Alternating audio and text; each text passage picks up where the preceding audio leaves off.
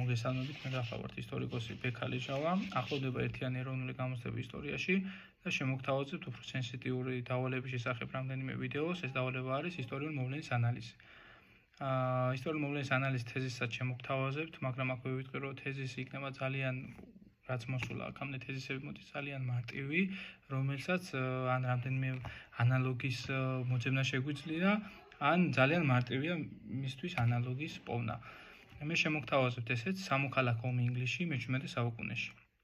რა თქმა უნდა, მან მიზეზი მოგივა ან შედეგი, დადებითით უარყოფითის, მაგრამ დავიწყებ უფრო ისეთი სენსიტიურით, ყველაზე უფრო რთულად ეჩვენებათ ეს აბიტურიენტებს მეოთხე დავალების პირობით, ეს არის ანალოგიური მოვლენა.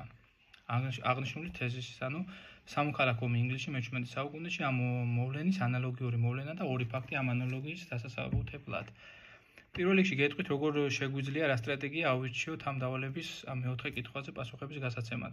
პირველ რიგში, საკითხი თეზისი არის სპეციფიკური, ხო, ეხება სამოქალაქო ომს, რევოლუციას და ჩამოვწევ ჩავფურცელზე, რომ საკითხი ეხება პირველ სამოქალაქო ომს, რევოლუციას. მეორე, ეხა ეს პირველი, მეორე, მესამე დაგვეხმარება ანალოგის პოვნაში და ამიტომ ესე დეტალურად ამიტომ განვიხილავ. მეორე, რა არის ამის მიზეზი დაგვეხმარება? იქ პირობაშიც დავწერთ, მაგრამ შავადაც შეგვიძლია ჩავწეროთ რამდენიმე მიზეზია, მაგრამ ერთ-ერთი ეს არის მეფესა და ფეოდალებს, ან მეფესა და პარლამენტს შორის დაპირისპირება და გავიხსენოთ ეს ეთქვა რომ გვახსოვს ისტორიიდან და მესამე ამ მოვლენის შედეგი.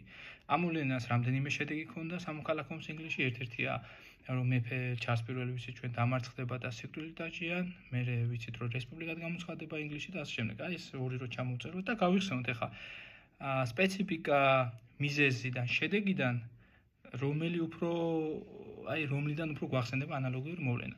აი მაგალითად, მარტო შედეგიც რო დავწეროთ, შედეგიდანაც შეგვიძლია ვიმჟელოთ, რომ მეფე დამარცხდა, გავიხსენოთ ეხა ისტორიაში, სადაც მეფეს სიკვდილით ჯიან, ხო?